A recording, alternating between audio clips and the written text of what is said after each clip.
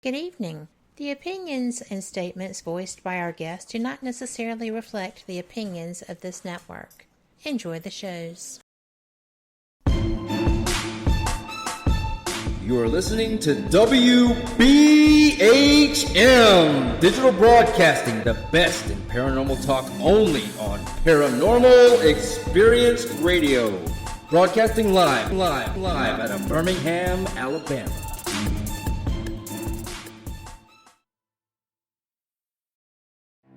Headline edition, July 8, 1947. The Army Air Forces has announced that a flying disc has been found and is now in the possession of the Army.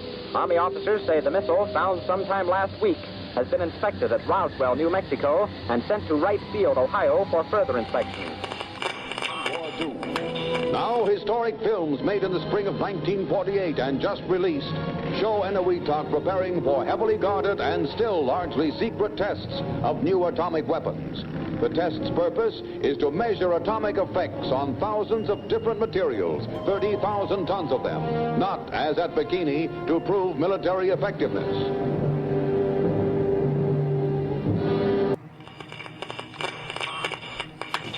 San Francisco police say that 9 persons have been arrested in a narcotics raid on the headquarters of the Grateful Dead, a widely popular singing group. 2 members of the group, Rod McKernan and Robert Weir, and their business manager, Danny Rifkin, have been booked on suspicion of possessing narcotics. 3, 2, 1, 0. All engine running. Liftoff. We have a liftoff. 32 minutes past the hour. Liftoff on Apollo 11. Tower cleared. We got a roll program.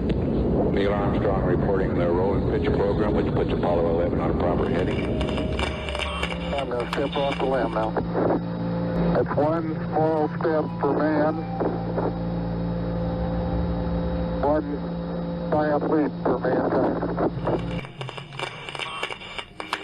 Well, strange lights are causing a viral buzz on YouTube. Could we have caught extraterrestrial activity on a recent newscast? Brandon Arroyo investigates. As the newscast ended, the controversy began back on September 26th. What is that light shining in the back of the dark night sky?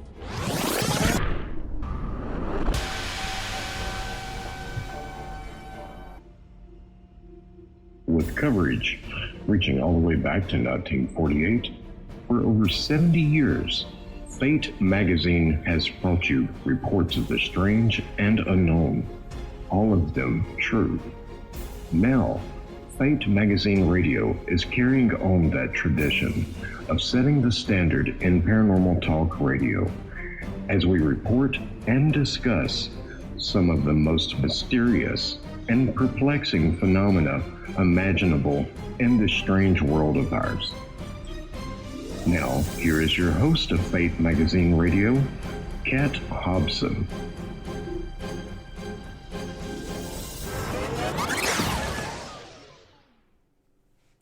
Good evening. Thank you so much for joining us. You are listening to Fate Mag Radio, the online voice of Fate Magazine, in publication since 1947. I don't publish it, so I can say it rocks. Totally. We have a new edition out, so check it out. I am Kat Hobson. I am your host, also known as the voice of Fate. I love that. Somebody named me that. But I am thrilled that you're here. You know, I always say a little something, something here or there, but I don't even know how to say how terrible our illnesses are, and, you know, the people that are suffering from this, and now they're announcing celebrities dying, and people are reacting because they're celebrities, and it's very scary. You know, people are like, oh, well, things are climbing and so many people, this and that. And I'm like, you know what? Stay home. You know, they're talking about so many young people being hospitalized right now, and that could have a little something to do with everybody being elbow to eyebrow on the beaches for spring break. And I get that they weren't going to be able to go back to college. They had been removed from their dorms. They were having a denial period, but there are repercussions with something like this. It's horrible. Please make sure that you don't get it or give it to someone else, and follow the guidelines that are being handed out. It's not that hard. Stay home. Play with your pets. Talk on the phone with your friends. Watch all of the Disney Plus that you can stand, because holy cats, they're playing everything. I do know that there is a concert on tonight. I personally am recording that. So, just be sure that you're taking care of you. And as you take care of you, you'll be taking care of everything else that needs to be handled. Before we get started, I see in my chat a birthday girl. And this is somebody, excuse me, who is a great friend, who is a kind woman, and who I have a particular birthday party for, birthday present. Brenda Holmes, happy birthday to you. I love you, and if you weren't so far away in the world of Seattle, I would not give you a hug anyway. So, happy birthday. Now, I have to tell you that we have got the best show coming on tonight, and I'm going to be learning a lot here. I am fortunate enough to have two men who are probably, if not the best, then two of the best in the ITC field. For those who are not familiar, ITC is Instrumental Transcommunication Research, which is using devices to try to communicate with spirits. Between the two of them, they have been busy. They have done ITC Voices, TDC Researchers, Paranormal Study, which, by the way, is fantastic, and we're going to talk more about that. IDigitalMedium, and now they're working on the Metascience Foundation. I think this is going to be great. They're doing archives of all of the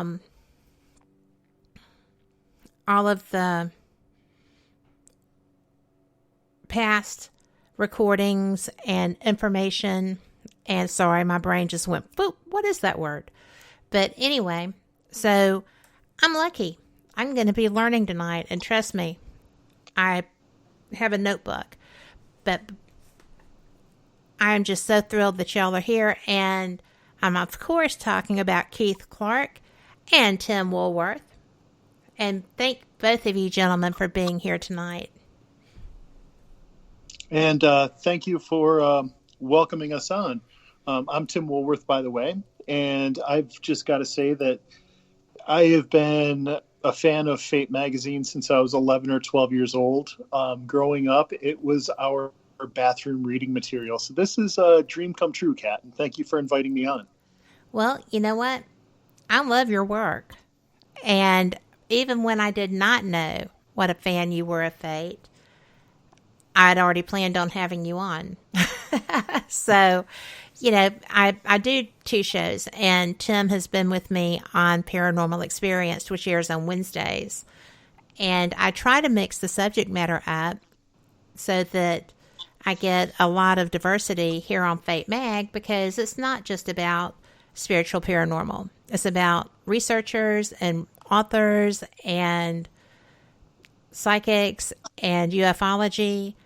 And through Fate, I've become like the most huge ufology researcher. It's really become an addiction. But I'm thrilled that you're here because I love your work. Yeah, and I'm glad to be here, and I'm glad to welcome in my partner, Keith, who actually in the field of ITC, Keith has been around longer than I have, believe it or not. Keith, when did you get your start? I'm quiet. I hide in the shadows. First of all, I'd also like to say thank you for the opportunity for bringing us together here. I started in 2005. I rode the white noise wave in, the big influx of people. I started recording EVP, and then I began to essentially hear voices on radio. Over time, I've come to find out that I'm a little more sensitive than maybe the average bear, though I do not refer to myself as a medium. I think we all have that ability. Later on, once I became more confident, I was given ideas that we helped discover, such as faces and sound. And then I began live streaming. So I'm most well known for computer-related and electronic tasks like live filtering noise, and that's my background. And I actually, I found Keith back in 2010, 2011 off of his ITC Bridge site, which I think is still online. I believe it is. I saw that. Yeah, an ITC Bridge, it was an amazing bulletin board that brought in a lot of the progenitors of ITC, where there was a lot of free thought going around and people taking notes on experimentation. And yeah, Keith has been working in the background forever, and he's one of the guys I look up to.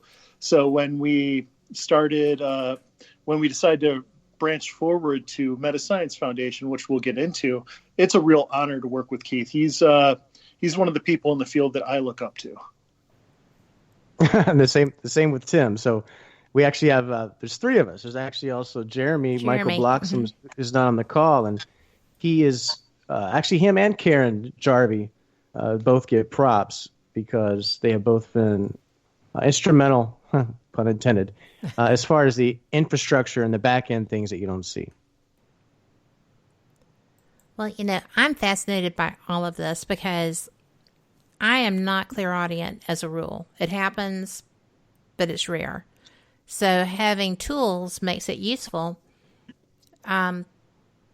because I can usually interact. But when you were talking about riding the white noise wave, I can't stand white noise. I have been in an environment. I missed an incredibly important EVP that I picked up when I came home and was reviewing evidence later because I couldn't hear it through the noise.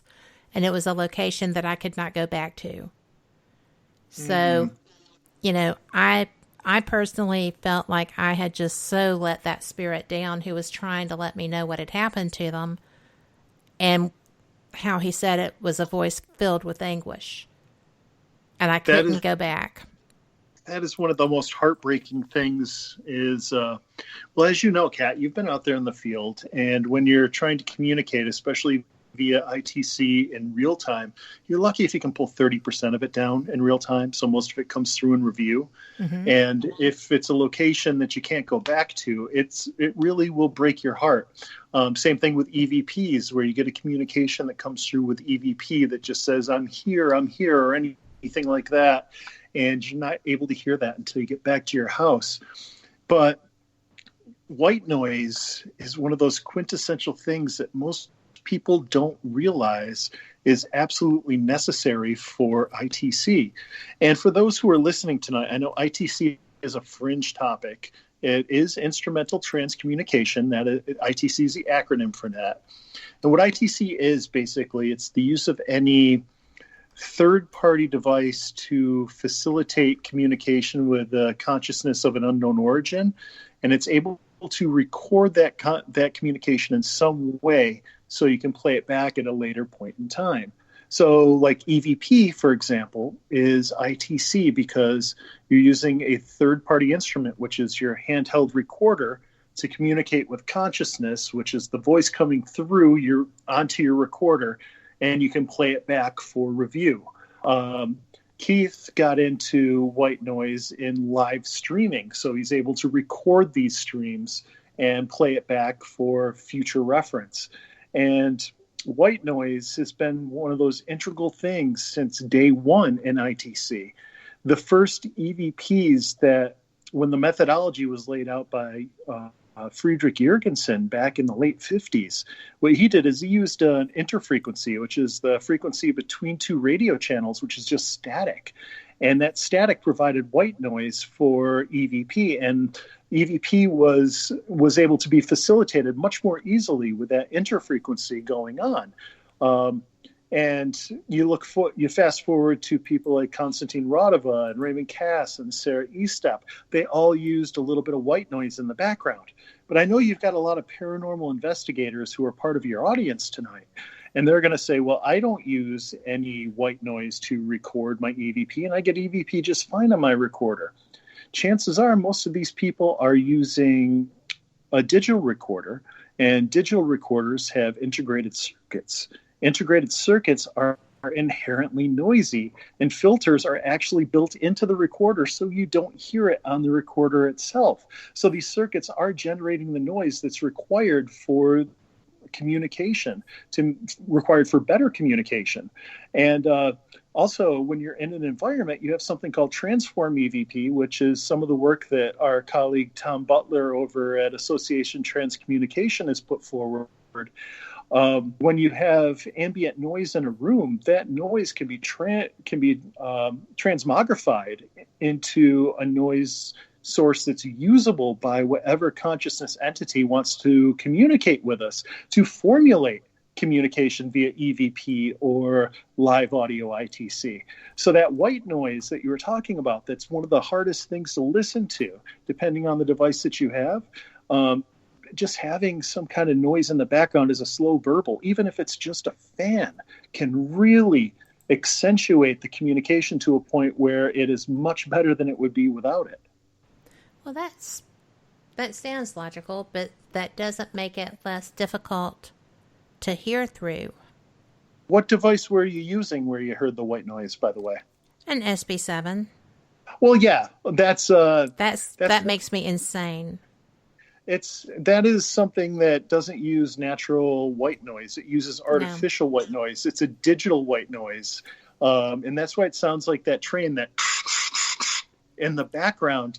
And I can't listen to that either. No, it's just it makes my everything stand on end. Yeah, that's why I don't use one of those particular devices. And I don't think Keith does either. What do y'all use? I'm sorry, Keith. It's okay. If I could add my perspective on it. The essence of it really is it takes energy to manipulate energy. So when you have ever-changing energy, sound in this case, that can be used to be influenced, the more you agitate or stir up that sound, the more potential there is for voices. And so I actually listen live. I don't listen to recordings. In fact, recordings is probably only 5% of my repertoire at the moment. And we stream live for everybody else. So we've been streaming for years just to provide to the public so that they can listen themselves and see if they have their own experience. It turns out some people can hear more than others. It turns out that some people are actually a little more clairaudient than they had thought, and that changes throughout the day. Yes. I'm always surprised at some of the things that I hear, because I will never claim to be clairaudient. And it will take you by surprise. Definitely. But what tools do you use, Tim? For myself, in my personal research, I strictly deal with various forms of ghost box audio, live white noise, and EVP. I like EVP too. Simply because having lost that cry for help in the white noise, I've never trusted it since. And the white noise generated, I've never trusted it since. And I actually get a fair amount of EVP just using my voice recorder and what is out there. So... But go ahead. Yeah, Keith does something completely different. He uses audio white noise, and he also uses visual white noise, which is fantastic. I love this. I wanted to get into this. Faces and sound, right? Yep. Well, I'll try to make it as brief as possible. So the question we have asked 2 hours. Don't be too brief. If we can hear voices... Why can we see? If we can hear people in spirit, if you can hear their voices, can we see their voices in sound? And so the inspiration from that actually came from musicians who were inserting pictures and sound in their songs. Nine Inch Nails has done that, and a bunch of other artists have done that. But this was back 13 years ago, and we did a couple tests, and it turns out you can. So. The next step was streaming that. But there's a lot of different ways. When it comes down to, and what we're going to share with people and assist them in learning and understanding as we learn ourselves, is that you can pick any method. You really can. You can pick any method. You can create any method. If you follow your intuition and you will end up, and you trust, you will end up developing your own energetic field that's combined with whatever it is you're doing that will produce results. So at the end of the day, we do a lot of different things. There are researchers right now that I work with closely. They are creating software. So people in spirit are basically sending paranormal images inside the computer live with software. And, well, they do it a lot of different ways. Are you talking about the sonic visualizers? A sonic visualizer is just a program that will let you see it. Yes, and we'll be giving some tutorials on that. That program allows you to see what the sound looks like. And that's what's running on the live YouTube stream. But the live YouTube stream also has software. So basically, there's our computer programs that randomize pixels. So they generate random visual noise. And we're finding that if you have enough patience, in a lot of circumstances, you would be able to meditate or focus on that experiment, even remotely, and their faces will actually form. So it's let's put it this way, it's what's the word? It's highly experimental, but we've been doing it for years, and we know that it works, and there will be some people out there that will try these techniques and will have astounding results in the future. Well, we are going to have to go to our first break already, believe it or not, but I would like to expound on this topic when we come back. And y'all come back too, because when he explains a little bit more about this, it's going to blow your mind. Too cool. Be right back. You're listening to WBHM Digital Broadcasting, the best in paranormal talk only on Paranormal Experience Radio. Broadcasting live out of Birmingham, Alabama.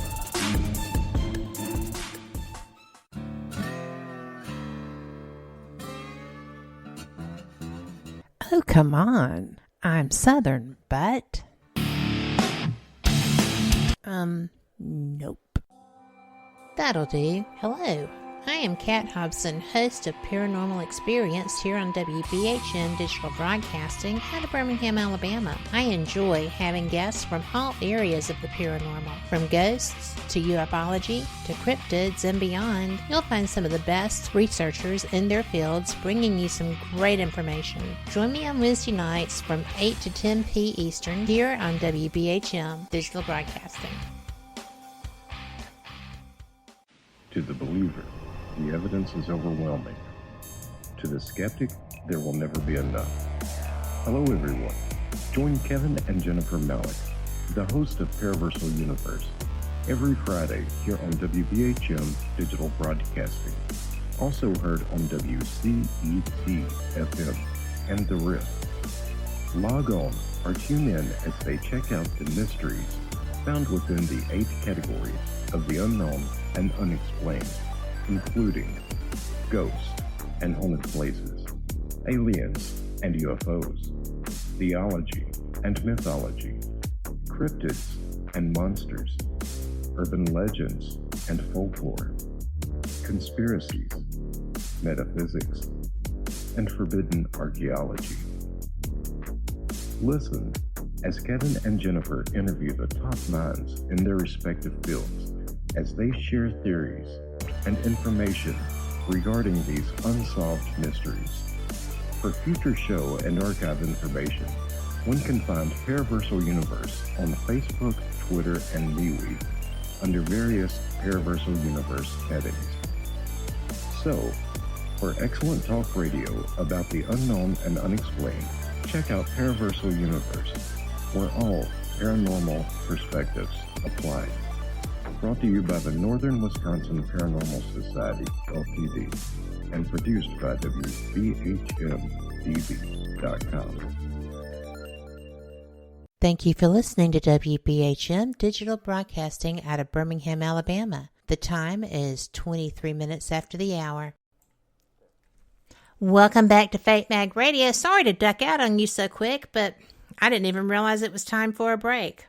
I was entrenched in the whole conversation and just totally into it. And we have a question from Carl in chat who is interested in knowing what the YouTube channel is. So I'm going to put that in both of our chats.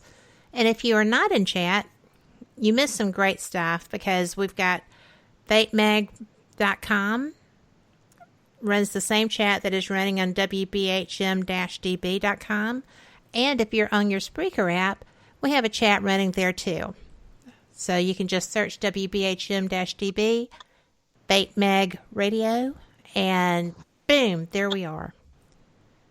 But, we were talking about the spectrograph or other images, and I think that it's just so cool that this is how you're capturing some other ways to do things. I like the innovation that I hear from y'all. So, it's cool. Tell me more. Okay, I'll go ahead and take the floor for a second. This is Keith. So essentially, one of the, I'm not going to say disadvantages, but these days as our attention spans become shorter, it takes time to record and then listen back. It's, probably half an hour to an hour for anybody that does it. There was at some point we realized that we were able to use, technology had advanced. We were able to use noise reduction more and more. And we were able to get a sense and a feel to hear words live. And then we also combined that with the faces and sound. And so back in 2007, we conceived, okay, so if we establish an audio link with Spirit, technically, if they have the resources on their end, we could have live TV. And so that was the original concept. It's progressed and changed over time. I will say that it's very subtle. So some people would say it's like looking at clouds, things of that nature. We stream it live. So we had a project for this last year. It didn't become faces and sound. At first, it was just a live Spirit stream.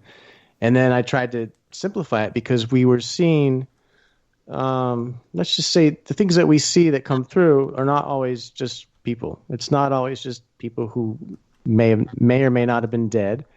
We see people and faces of all different types of life. Yes. And it became apparent after a while that life after death was actually too narrow of a scope for us to project it as. So we tried to simplify it and just say it's sound and there's a face in it. But the essence is... And there are all kinds of faces. The essence is we're part of this next generation will be discovering and helping people understand that we are a part of the experiment. It's not just the equipment. We are an essential part. And so we'll try to demonstrate over time that when we come together, when we meditate, things like that, we will see a live change in front of our eyes and ears on the stream. And so that's the essence. I think that's interesting. I actually think it's fascinating. One of the cool parts is when Keith launched Faces and Sound, you can see a marked progression from when it first started to when he began doing his meditations and actually singing to them. And I've got a couple friends in the paranormal field who are into ufology, and they actually sing to the UFOs to make them appear. It's actually quite a common thing to deal with the ephemeral, the Fortean, to address them via singing. And Keith has found this works in Faces and Sound. And Faces and Sound, I'm trying to recall, but I think Keith launched it a little over a year ago. And if you look at the first images that were captured versus the images that have been captured today, there's a marked difference there, much clearer. You can actually start to discern facial structures and whatnot. And one of the key things in ITC is whenever you dedicate yourself to a specific form of communication, you're going to get communication back. It's we've found this since day one. There are people who dedicate themselves to EVP and they get amazing EVPs. People who do Ghost Box and they get amazing communications via Ghost Box. Video ITC, people who sit there and practice video ITC every month are getting full figures and sometimes torsos. Steam ITC, photography ITC. When you sit there and you focus on a certain form of communication, that communication seems to develop with you. And Faces and Sound has become one of those mechanisms that's developing over time because of the people who are dedicating energy to it. And like Keith said earlier, it's just basically a transfer of energy. The more energy you put in, the better communication you're going to get back. Right. And this sounds like a good time to put in a little input. There are people right now working on, it's kind of a private project. They are using artificial intelligence and machine learning. So sound is being generated. We are finding that people in spirit are actually generating their voices inside the computer. We have good samples of this, and we'll be displaying them over time. That's astounding. What do you think, what do you think draws people to a particular type of ITC? And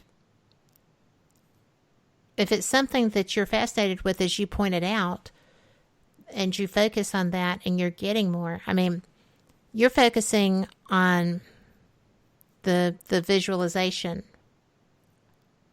within the sound. Sure. That has to have been difficult at first. Yeah, there's been many days where I stream this for years. It's not like it's popular. There could be a week and only one person goes to visit it. But we could see the future. We could see where it's going, and where it's going is there will be devices and software created that will allow people to have their own personal experience. Now, they may be or may not be able to just push a button, but most likely at this point, it looks like they're going to need to be committed to it and put their own energy and love into it. That's an essential part. But we're discovering that ourselves, so we kind of have to learn as we go and demonstrate as we go. Well, okay. I just find this stuff, to me, this really fascinates me because I had not really considered that I would need to immerse myself to that level because I'm really not comfortable doing meditations, interacting with spirit as I do them. And that's one of the things that we find across the paranormal field. A lot of paranormal investigators, they want to be jacks of all trades. So they go into a place to do a little bit of investigation and they use every piece of equipment in their arsenal.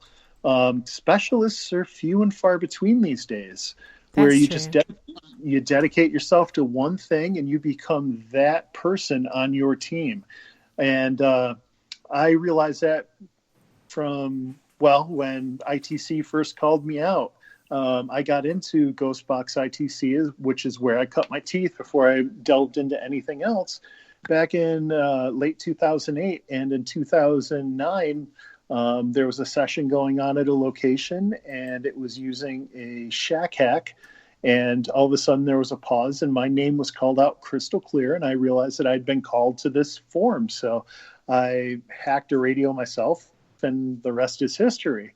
You've got to lean towards what calls you in this field if you're going to make a real impact. If EVP is your thing, great. If mediumship is your thing, great. If ITC is your thing, great. Photography, any of these things. But if you're a jack of all trade and you're not immersing yourself, you will get some communication, but it's not going to be as good as you could reach with your own potential. It takes a long time. I mean, for me, I had hoped it would be a lot sooner, but it's been 14 years, and I'm still barely getting the face to form. But, in sound, to second what Tim said, it's important to be consistent, and that's all. But, I mean, usually what happens is, I had thought about this long and hard a long time ago. Usually when people record something, A, it's for their own personal enjoyment, or B, they would like it to be validated by others. These are important steps in the growth, however, it would be a good thing for people to progress beyond the need for validation from others. And once they begin trusting what they're receiving in their own intuition, that's when you start to do strange things. And you got to be okay with saying, you know what? Nobody understands what you're doing. Nobody knows it'll be successful, but that's where, you got to believe in it and just stick through it. Well, I couldn't agree with you more, buddy. It's all about experience and not expertise. You've really just got to put yourself on a limb and throw the pasta against the wall and see if it sticks. It's all about experimentation, and the more time that you dedicate, the more that you put into it, the more you're going to get out of it. Well, I have to tell you that that's pretty astounding, because I do not focus on one thing, because quite often I'm investigating an area that either I probably won't be coming back to in the near future, or there are limited people participating in the investigation. So I'm trying to cover as much as I can, right? And I'm still always overwhelmed. I get a lot of good visual evidence, but I get a lot more ITC evidence. And, when we were talking about just getting into doing what seems to be your thing, I used one of the pictures from the paranormalstudy.com page, and it's a Hunter S. Thompson quote. And I think it applies to everyone in this conversation, maybe, and everybody listening, which is, when the going gets weird, the weird turn pro. Right? Yep. And I have to tell you, and Tim, you probably know well enough, that totally resonated with me. This is Keith's first time talking to me, y'all, so he's still having to get used to it. But but there's a lot of great information out there. And I had no idea. I, honest to goodness, had no idea how much information was available through all of your websites. And for those listening, they are all posted in the event, or the names of the pages are all posted. You can find them. And that is at Fate Mag Radio. There's a Facebook page, Fate Mag Radio, and all of their pages are listed there. But, I'm just amazed. I am so astounded, and I hate doing things in my own home, because I do have things that happen here, and I try not to know about them. But it just is amazing. Yeah, to open yourself like that. It's one of those things you've got to do. And both Keith and I, we're children of the school of ITC, and all of our precursors, all the forebearers of this particular field, they all did their research in their house or in a laboratory attached to their house. All the early ITC stuff via EVP was done in the home. All the video ITC was done in the home. The computer ITC has all been done in the home. And you're in control of your environment. That's true. You know what sounds are going to come through, so you can kind of rattle out any interference, because you know what's going to happen in your particular home. But more importantly, and I do want to stress this point as somebody who's done a lot of field work and home research over the last decade plus, when you get into any field of research, you're opening a door that you have no way to close. You're inviting in consciousness of an unknown origin. Sometimes that is a decent consciousness that wants to communicate with you, to educate you, to inspire you. Other times you can bring in more sundry forces that will want to influence you in certain ways or speak negative to you to scare you. as an individual researcher that you may be okay with that, but you always have to realize that if you have a partner, if you have children, if you have parents or grandparents living with you, if you open up this type of research in your home, you're opening them up to whatever you're going to bring across as well. And that is something that a lot of people don't consider. Even if you're a ghost hunter who's just going out and investigating things, you can bring things home with you. And that can influence your family and your household. And you have no control over that. You can't wave sage in the air and say, "Spirit, be gone." It does not work that way. They will leave on their own accord. You have no power over them. So anybody who decides to dip their toe into the shallow end of this particular field or dive head first into the deep end, realize that there may be unintended consequences, and you have to be prepared for that. I would say it's a good description or term for it's probably mental hygiene. Yes. You've got to know, research what it is you're trying to do.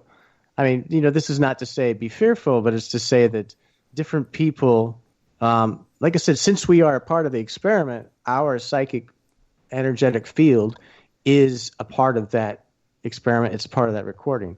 And so in some ways we are vulnerable to that degree. And so it takes a certain amount of,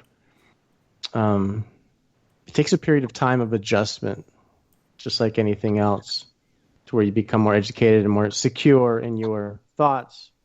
And our minds, there's a lot of things we're going to be learning here soon, but our minds are a very important part of the experiment, what we perceive. Different people perceive different things. It's not all just a physical recording. There are cases where we are finding that part of the translation of what you hear is occurring in the mind, and that varies by person. I would agree with that. I think that anytime that I am experiencing activity, it is not done in a void or a vacuum. It is happening in real time. And it's also telepathic often. Yes, it and is. So I try to have, because I don't want to say, "Oh, well, it's telepathic," but trust me, it's there. I want documentation where I can get it, because, I'm at the old school of no pics, it didn't happen, or no recordings, no, that didn't happen. Because while I know my experiences, I can't share them if it's just me saying, "Oh, you should have heard what I got, the other afternoon, and this is what's going to happen." And, it just doesn't, for me, it doesn't work that way. I am much more, I should probably be from Missouri, show me. But, but it just is what it is. And even people that I know are worthy of trust, sometimes I have a real problem trusting, but when it comes to evidence. But, we are at our break. So we will be right back. Thank you so much for listening, and hang in there. We will be right back. You're listening to WBHM Digital Broadcasting, the best in paranormal talk, only on Paranormal Experience Radio, broadcasting live out of Birmingham, Alabama.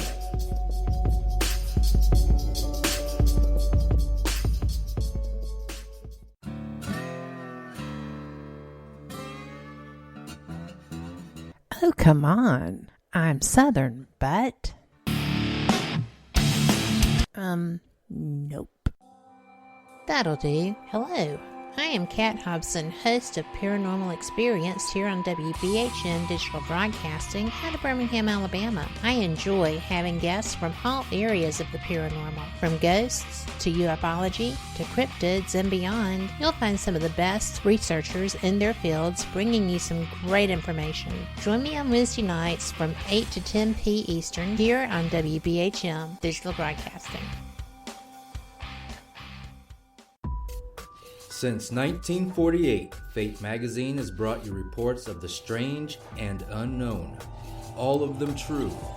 Fate Radio is carrying on that tradition, bringing you the unusual, macabre, strange, and bizarre. Join host Kat Hobson Sunday nights from 8 to 10 p.m. Eastern on WBHM Digital Broadcasting.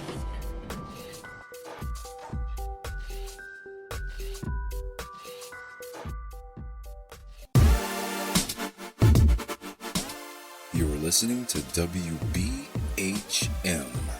Digital Broadcasting, the best in paranormal talk, only on Paranormal Experienced Radio, broadcasting live out of Birmingham, Alabama. Welcome back to Fate Mag Radio. I am Kat Hobson, your host, with my guests, Tim and Keith, and we are talking ITC, and I am just having the best time. Their new project, I've got the link posted in chat, which is www.metasciencefoundation.com.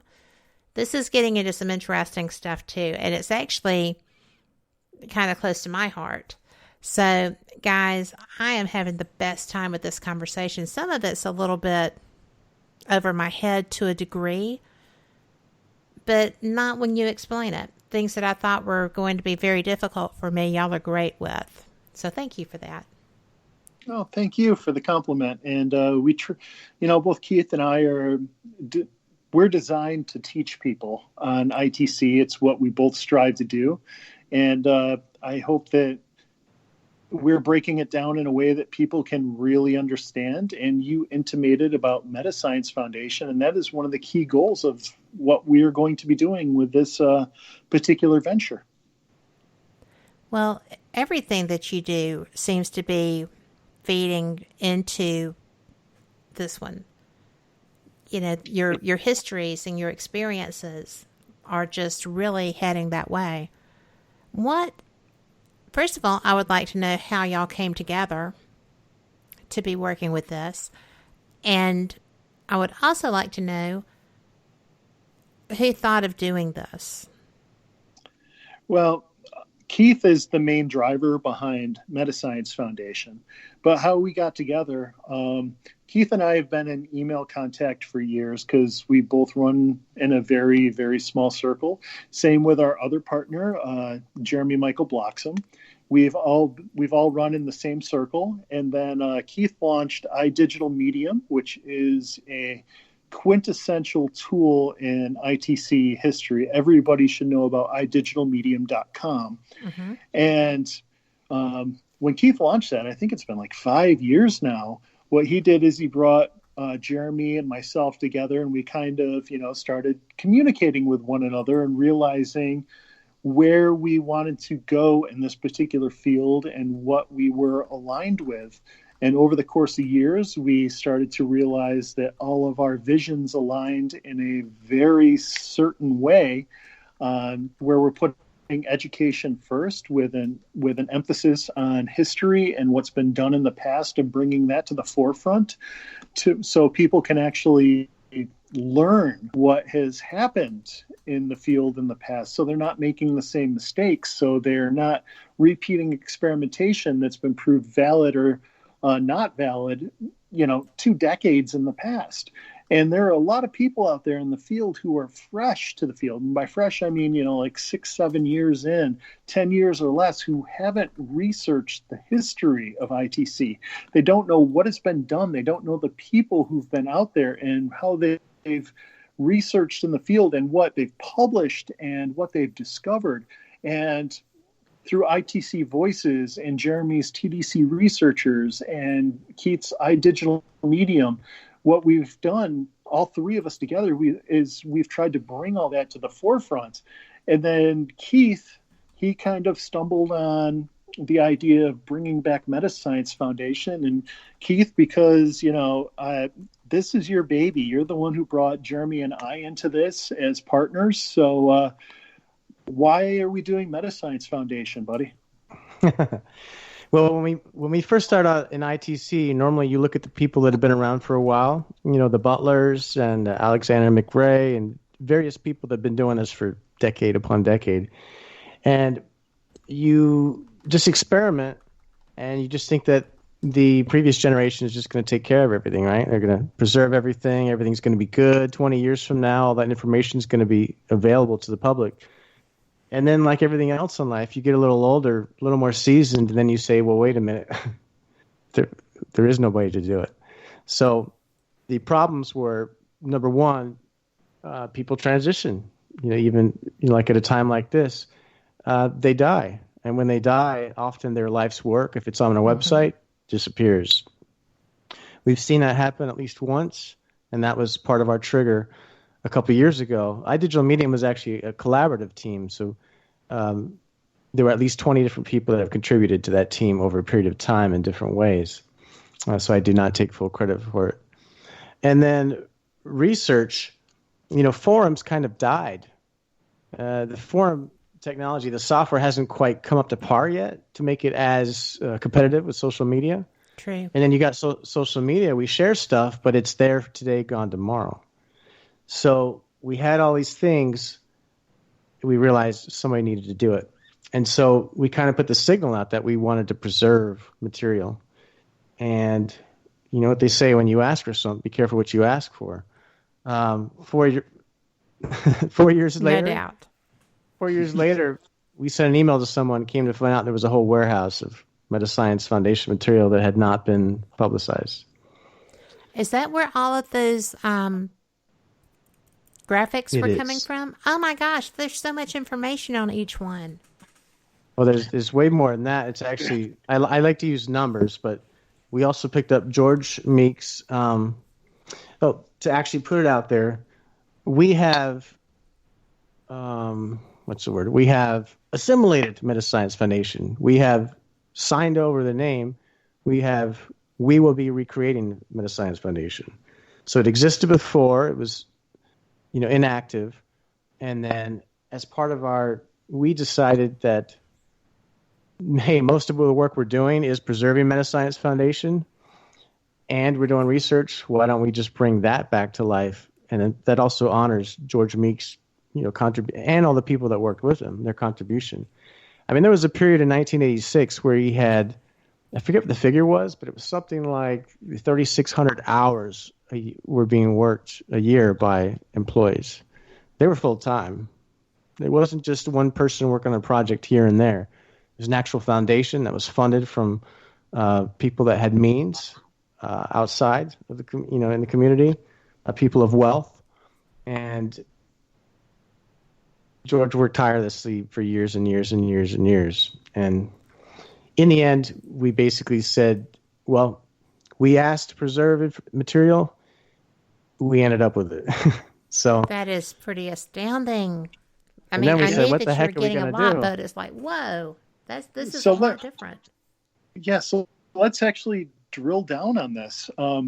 So Keith mentioned George Meek, and a lot of people out there have probably never heard that name before. But some people who have been following Fate Magazine or other paranormal circles may have heard of something called the Spiricom. Mm-hmm. Have you heard of Spiricom, Kat? I have.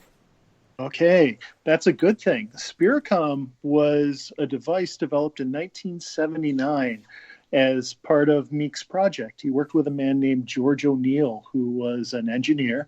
And what Spiricom was, it was this giant device that took up half of a wall in a room. And what they did is they used 13 tones. And these tones basically spanned the adult male voice. And what happened was communication was coming through using these tones. This was the first real-time audible ITC in the world. Prior to this, it was all EVP, which you're not listening to in real time. But this was real-time communication where the voice was coming through this device, and George O'Neill was able to communicate back and talk to whatever entities were coming through this device in real time. And eventually they established communication with Dr. Mueller. And Dr. Mueller was, I believe, a physicist. And what he did is he talked to George and he was like, oh, change this transistor, change that transistor, make this little tweak here and there to make the communication better. And Dr. Mueller, he was the communication face of the Spirit team. So he would translate stuff from a Spirit team to come through in real time to humans. And Spiricom has been remade 4 times. Mark IV, I think, was the last one created. It's still out there in the world today, not being used. It's just being shuttered in somebody's private collection. But it was the first. It's kind of a waste, yeah. But this guy has aspirations to make a museum. Who knows if that's going to ever happen or not? But it was the first time that real ITC, real spirit communication from the other side happened in real time, where you could hear it, talk to it, and it would respond. And that was the onus for starting Metascience Foundation. And George Meek, he was a guy who had a bunch of patents under his name. He was an industrialist. He was in the air conditioning business primarily, and he built up a ton of private equity. And he retired at 60 years old, and he decided that with his wife Jeanette, they would travel the entire world to figure out different forms of spirituality and try to understand the current of spiritual energy that comes through, and to understand it, and more importantly, relay it to the world. And that was their entire goal, to relay it to the world, to show that there is life beyond life. And that spirit continues, and that spirit runs through all of us. So he dedicated his entire life's work to that.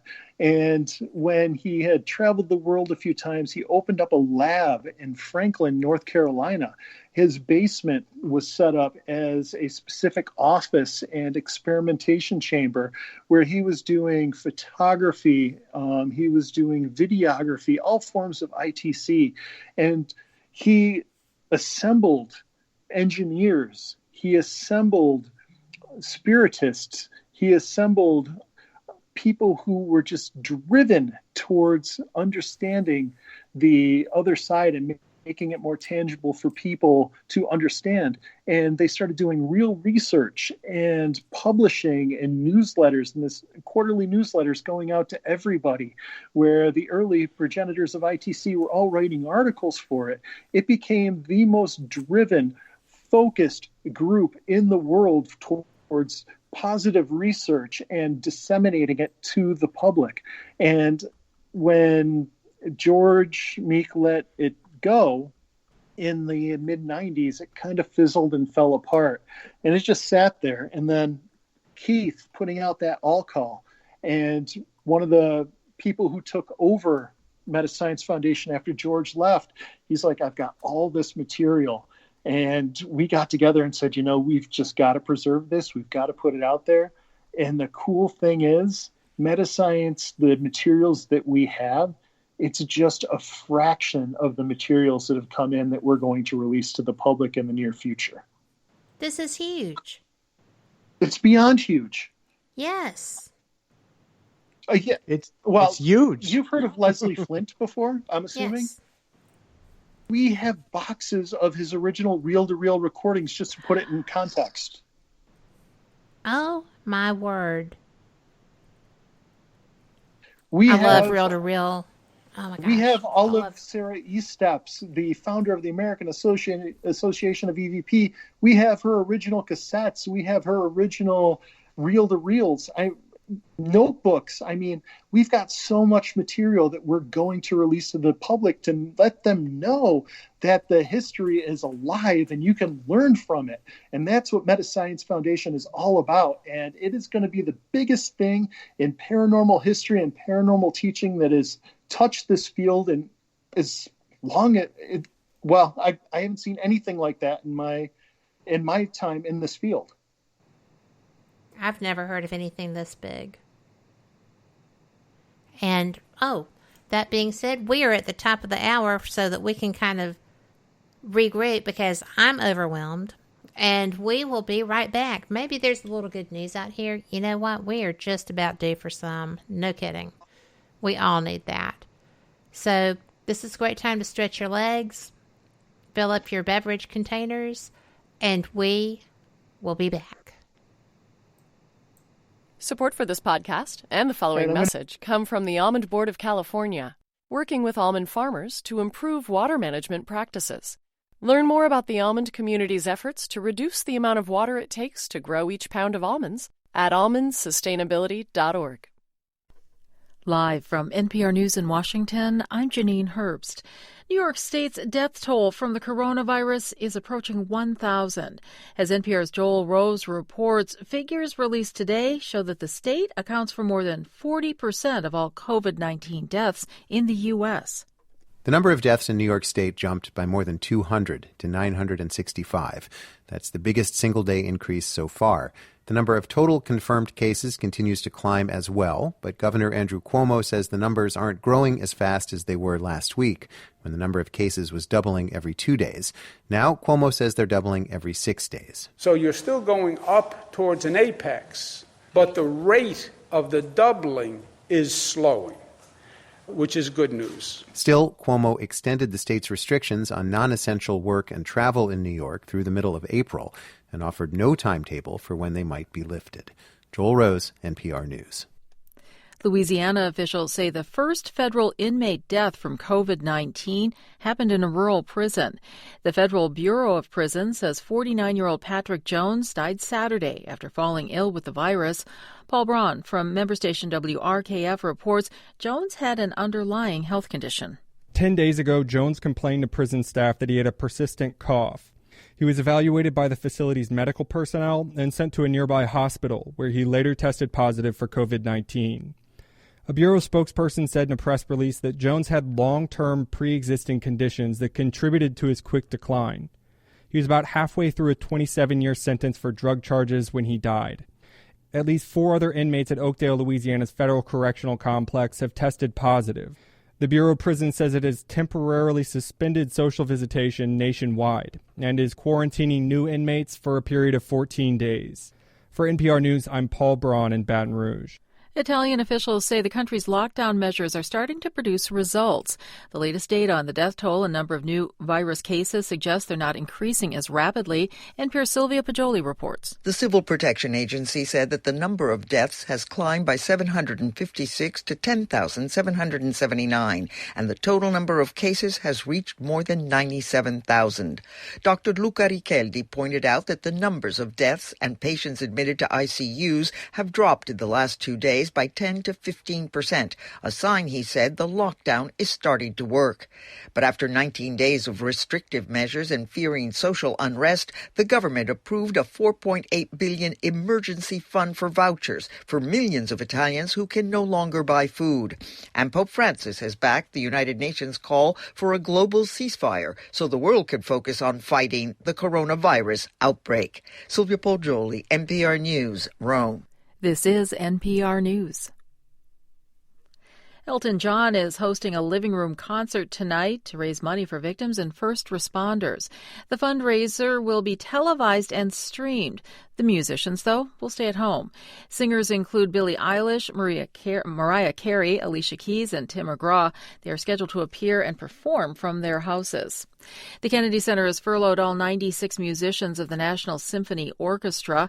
The musicians received the news on the same day that the president signed the emergency relief package, which includes $25 million for the Kennedy Center. NPR's Elizabeth Blair has more. The Kennedy Center told the musicians they would no longer receive a paycheck after April 3rd. The musicians' union immediately filed a grievance, saying the action was in violation of the NSO's contract, which provides 6 weeks' notice before it can stop paying musicians for economic reasons. The Kennedy Center says the $25 million from the relief package will help pay essential personnel to ensure the center can reopen when it's safe to do so. In a statement, Kennedy Center President Deborah Rutter says without this funding, the center would run out of cash for operations by mid-May. Rutter also announced that she is foregoing almost all of her $1.2 million salary. Elizabeth Blair, NPR News, Washington. An award-winning conductor and one of the world's most popular contemporary classical music composers has died. Krzysztof Penderecki's music was featured on the soundtracks of The Exorcist and The Shining. He also influenced rock groups ranging from the band to Radiohead. He died at his home. He was 86.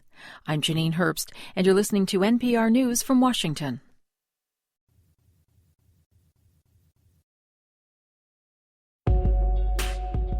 You're listening to WBHM Digital Broadcasting, the best in paranormal talk, only on Paranormal Experience Radio, broadcasting live out of Birmingham, Alabama.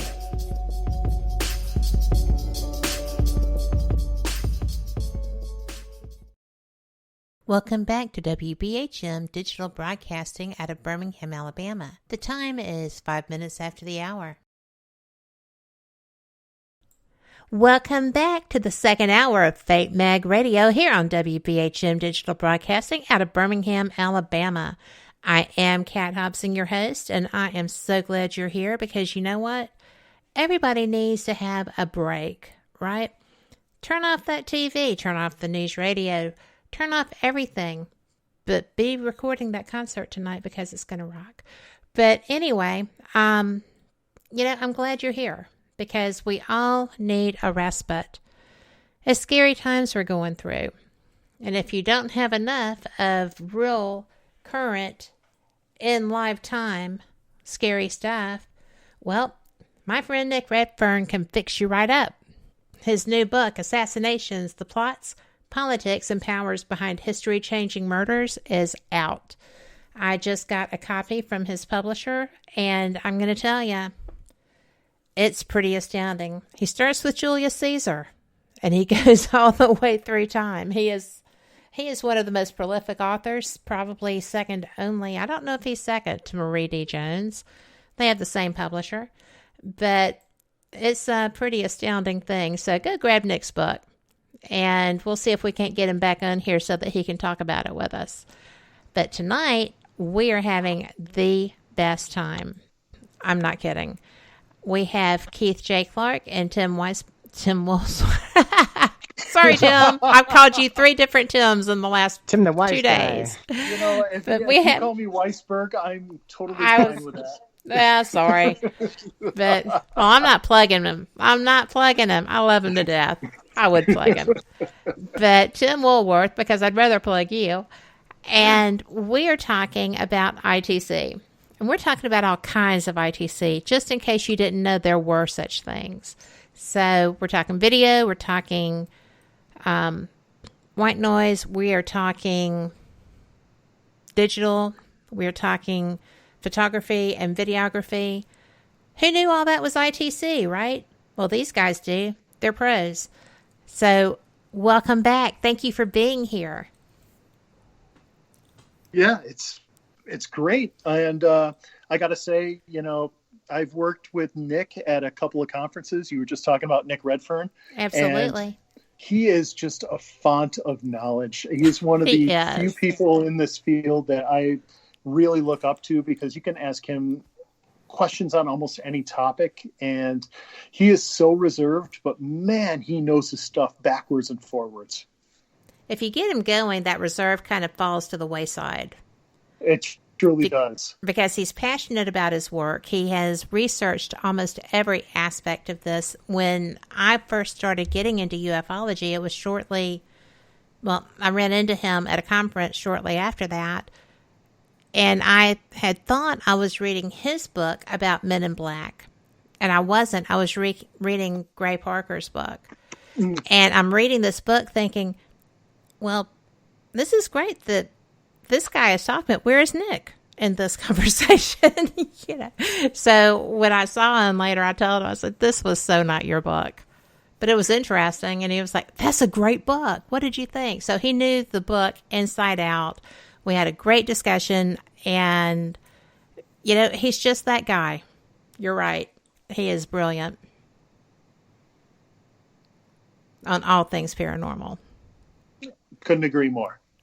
But you're pretty cool, too.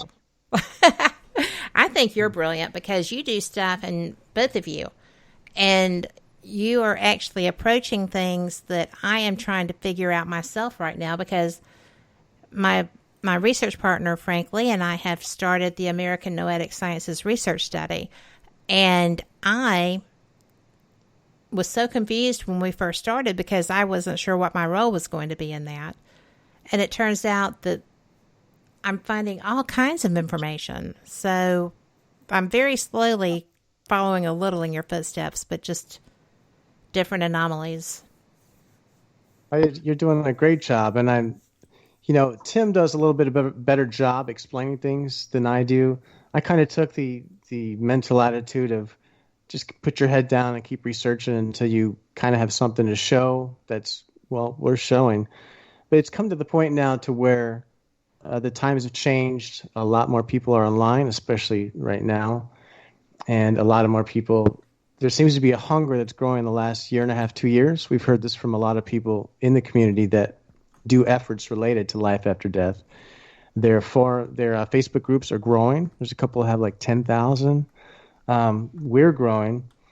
And we realized that, especially for me, I need to keep things simple. So we're going to start doing videos and presenting the historical information. I mean, we're going to save history or preserve history, and we're going to make history. So it's kind of both go hand in hand. It's a lot more fun to experiment than it is to do the other work, honestly. So, but, it provides balance, and somebody needs to do it. Our thought is, what's going to happen 10 years from now if a lot of the websites we know, like Victor Zammit or World ITC, or I know, we started to communicate with the individuals of all these websites years ago, and over time we've plugged away and asked them, now, do you have plans? What's going to happen with your information? And there are some people that we already have verbal and partial agreements with who have websites they spent years on, in some cases 10, 20 years. And a lot of these are books, PDF form, things of that nature. Either the copyright's expired or, it falls under certain guidelines. And, well, basically, we need to get that back into the public domain. It doesn't help our cause when we're trying to teach people what paranormal history is or what life after death is or whatever, if we don't demonstrate that it's already been around 100, 150 years. We just, a lot of that information dies. I'd say that most people that experiment tend to spend more of their time experimenting and doing things. Everybody's got their own skill set. And most people that do that kind of work are not the same people who do the technical work. So there needs to be teamwork on the community's behalf as a whole. It's a lot of work. We're excited, but we're also burden is not a good word, but we also realize that we're responsible for living up to what we're promising. And we know that there's a couple thousand hours worth of work. But one of our goals is easily. Yeah, one of our goals is YouTube. So we're going to make short videos. We need to present the history. There's so much history, honestly, between the three of us. We have to talk to sometimes figure it out ourselves because we're getting older and a lot of different things have happened. But our goal is to get it in front of people, make it easy to find, because we all have short attention spans, even me. I mean, if I click on a YouTube video and I see it's longer than 6 minutes, I'll either play it at 1.5 times the speed, or I'll click on to the next video. And this is what our generation now is doing. And so we would like to adapt so that we can, become modern. Modern is sometimes highly overrated. Sure. When it comes to, some of the information that I was seeing, like with Victor's information, that is going to be, some of that could be lost in translation as you try to modify it to make it into that format, don't you think? Sure. Well, we're working both angles. The one angle is you've got these websites that have been around for a long time, and a lot of, are you referring to Victor Zammit or someone else? Mm-hmm. For Victor Zammit, we haven't had the energy or the momentum. I've mentioned it to him many times over the years, But hopefully they could get all of their newsletters, because the newsletter is the meat of what they do. For anybody that doesn't know, they've been putting out weekly newsletters for at least 20 years, free of charge. They go every week. They gather this information from all these sources. And ideally, that information would be put in the PDFs, and those PDFs would be made available from now, to 50 years from now. And we have a technical strength in that we intend to use, to some degree, services like Amazon. If you're a nonprofit corporation, you can use things like that, and you can keep the cost really low. But we have a lot of technical friends, and because of that, we know that there are a lot of practices and policies we can put in place to ensure that, say, for example, a YouTube video. Say you have a YouTube channel, you got 1,000 videos, which we have a lot of our own, and then we have playlists of at least 1,500 videos. If that account gets taken down, what happens to all the videos? Right. Okay, so these are problems that we're thinking of in advance, and these are the challenges that we'll need to overcome. Well, that's pretty substantial. It is. But once you, I'm sorry. Yeah, and when you're just dealing with YouTube videos, that's one thing. But when you're actually starting to digitize hundreds of cassettes in reel-to-reels, and you have to put it out there in a form like YouTube, that is another thing entirely, to make sure that everything is preserved in a digital architecture where, should, Keith and I get together and get hit by a car, I mean, we've got to have somebody who can preserve the stuff and carry it on.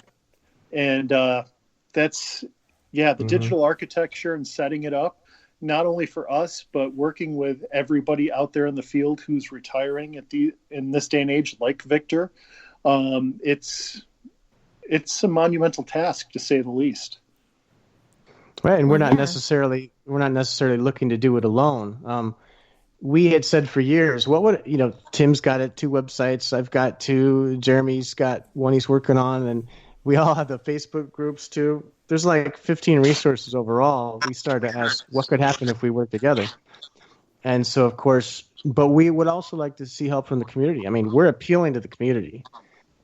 Say, for example, if you're a graphic designer and you're like, hey, I want to help, by all means, reach out. It takes a lot of there's a lot of moving parts doing something like this. And we're learning as we go. We've been learning all the little pieces, but it's something that we're going to ask the entire community to be involved with.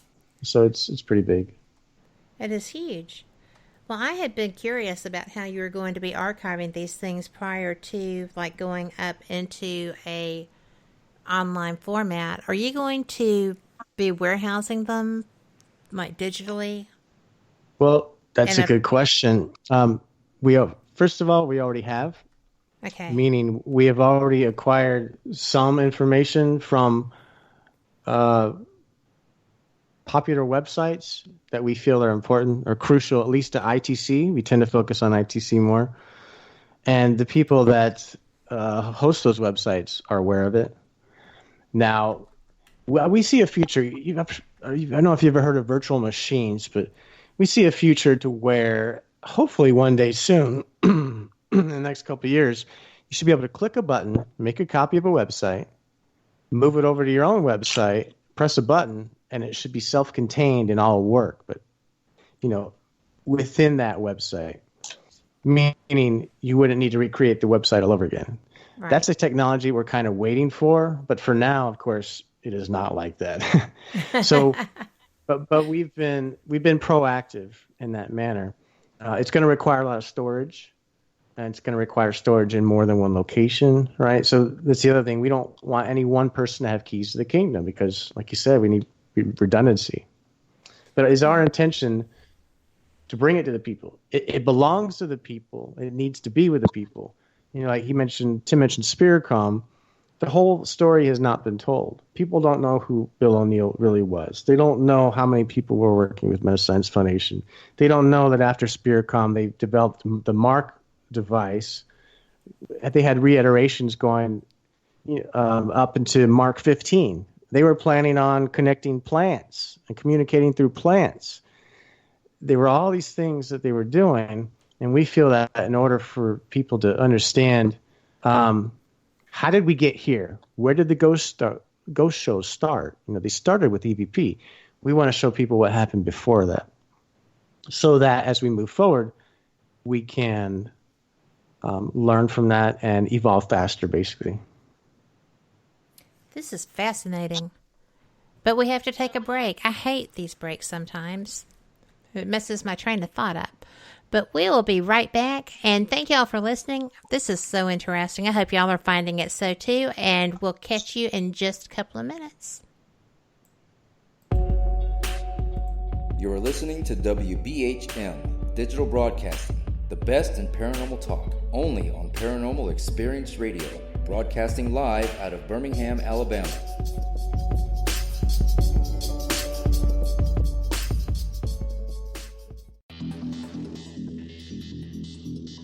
Several U.S. presidents are on record talking about the UFO mystery. Yeah, Presidents Jimmy Carter, Ronald Reagan both had UFO sightings of their own, but the current presidential campaign might be the first in which UFO disclosure has been championed by a major party candidate. DIA, CIA, it moves around, is operating a program to train psychic spies to spy and use their powers against Russia. John Ronson writes about this in The Men Who Stare at Goats. The first known sighting of a ghost took place right after Abraham Lincoln was assassinated in the late 1860s during the administration of Ulysses Grant. Project Paperclip, Clinton releases it all in 1998. Possibly the unequal cooling of its surface. I say, do you still think it's a meteor, Professor? I don't know what to think. The metal casing is definitely extraterrestrial. It's a place where UFO hunters and scientists gather to examine paranormal activity in the region.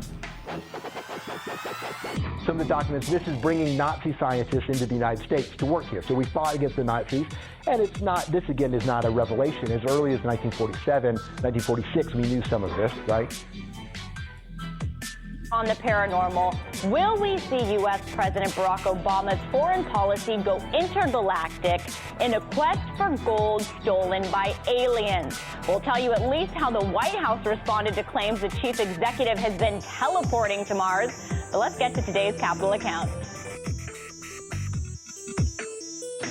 UFOs, hauntings, psychic abilities, conspiracy, ESP, cryptozoology.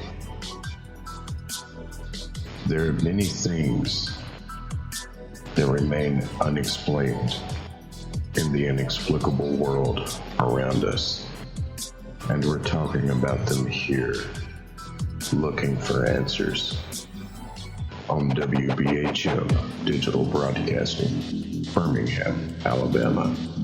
The truth is out there. Thank you for listening to WBHM Digital Broadcasting out of Birmingham, Alabama. The time is 23 minutes after the hour. Welcome back to Fate Mag Radio.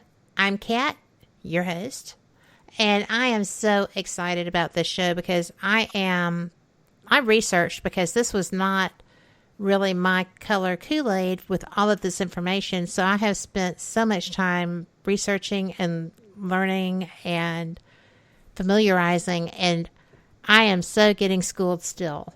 So if you're confused, don't be. Go to the sites. They're going to be listed, or they are listed, and just peruse. I mean, there's so much information out there. And Keith and Tim, thank y'all for being here because this is fascinating. So we got you to drink the Kool-Aid then. I am mixing my own batch. So it is all good. But I have learned so much in the last, few weeks, just going, down the rabbit holes. I love rabbit holes. I get stuck sometimes, but, then I get tired and go to bed, and I start fresh the next day. But this has really been something that I have been fascinated with. So I love let's your go work. into something. We appreciate it, and thank you. Yours also. So let's get into something kind of strange. You ever watched any of those documentaries on Netflix where it's probably not a good example. I'm known for my bad examples, but a documentary where somebody is accused of murder, and you don't know if they did it or not. And every episode you watch, you're like, they did it. Next episode, you're like, oh, I don't know. I don't think they're telling the truth. And then you're like, they're innocent. And you go back and forth until the whole story is told and before you form an opinion. Okay. That's kind of the way this turned out. So most of us have heard of Spiritcom, and there are some questions surrounding Spiritcom. We want to be transparent and say that Bill O'Neill was a sensitive, and Spiritcom was intended to be a biofeedback system, meaning it wasn't just the tones. It was his energy projected into the room, interfaced with the tones. Oh. But Spiritcom came and went, and now we're up at around that was between 1979 and probably 1982 or 3. I mean, they even did a press release where they said it was an official press release that we have video of on our YouTube, where they said we figured out a way to talk to the dead. And this was, I believe, probably 1981. But what most people don't know is after Spiritcom, they kept working. And so synchronicity is amazing. Yes, it is. So we put this out to the universe 4 or 5 years ago. We said, we want to preserve. And then randomly, I get a communication from someone, and it was kind of sketchy in the way that it happened. Like, they didn't give me too much information. I didn't ask questions. But in the long run, 5 boxes ended up being personally delivered to me here in Florida. When I opened those 5 boxes, we didn't know what was in it. We began to find blue binders. They were called Project St. Peter. And so as we began to look at it, there was a whole entire set. And what this was George began working with a medium who showed up on his doorstep one day and said she was a telepathic medium. She began to channel messages as well as technical advice. This grew into 6 months later, George was sitting down in a meeting with representatives from the government, IBM, and other large corporations, asking them to invest money into this project. Most people don't know that. And over a period of years, they were so dedicated, they worked thousands of hours. So they would have a lab class. This telepathic medium, this channel, would stand in front of the room, blindfolded, because they're sensitive to light or whatever, and would begin to channel information that was purported to be from everybody from President John F. Kennedy to Albert Einstein and so on and so forth. But before, I know those are big names, but before people get skeptical, let's just say I've read this material. Mm-hmm. The more I read this material, the more I began to realize there are aspects of this material. They're talking about 0-point gravity back in 1986. They're talking about the Space Shuttle Challenger and what actually happens. They're talking about how. Okay, get this. This is really odd. Okay, your viewers will like this. They were going to take a laser beam, feed it back upon itself. It would create a feedback loop. That was going to be shot out into the ethers in outer space. From there, it was going to be picked up by extraterrestrials and passed on up into the higher dimensions. I'm not even joking. Are you now, before serious? I'm dead serious. Now, when you read this material, it's not presented. It's presented in a way to where you realize it's a classroom setting. And when you read the material, and you've got average everyday Joes, you've got somebody that, a secretary sitting in these lab classes, they called them. And there was only 5 to 10 people in these lab classes. They recorded them on video, they recorded them on audio, and then they transcribed the whole thing. Then they put it in a book. They numbered every single page of the book by hand. And from what we can tell, we have the only surviving copy.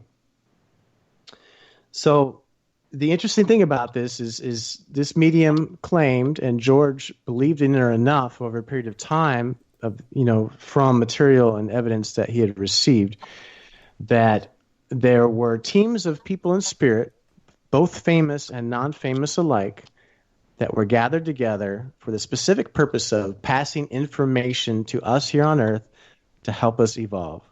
Everything from government to inventions to social issues, you name it. In fact, they had a whole map outlined of different departments that were supposed to work with government entities and agencies to help humanity.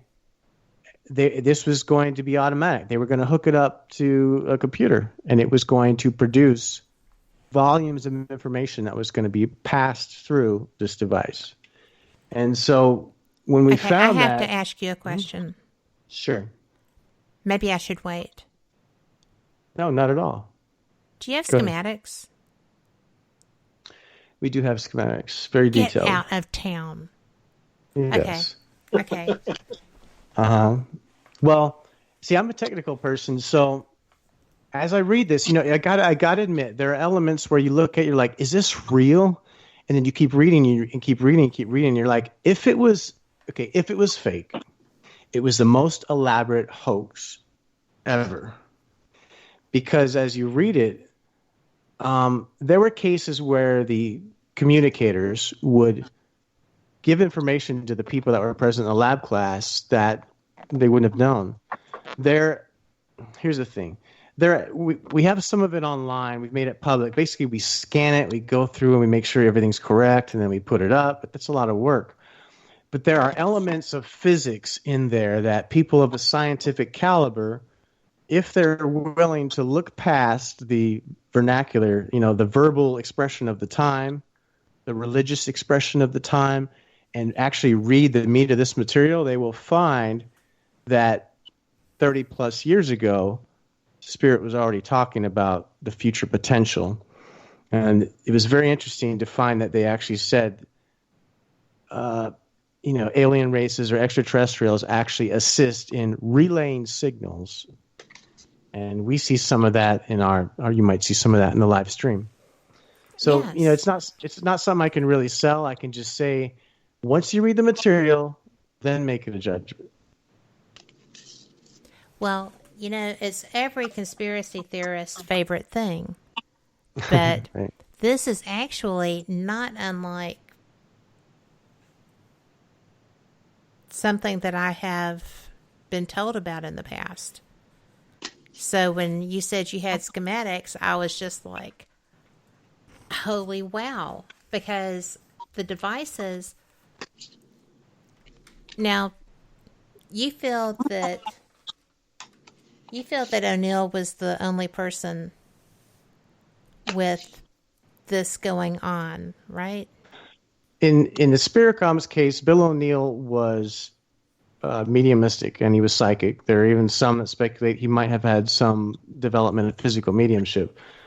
There are still open questions about O'Neill. We need to look deeper into his personality, his psyche, and there are things that, the one big thing that people disagree with was that he wasn't filmed with the Spiricom device working with him facing the camera.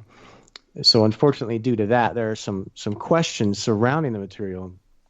But people need to look at the background of what he was doing and how he did it, because most of us as experimenters are doing what he did, and most of us are having similar results. But it's correct that Spiricom has not been engineered to work the same way it did with O'Neill. But in the last 3-4 years, we have had many recordings that are Spiricom-like, using Spiricom principles, which we still use to this day.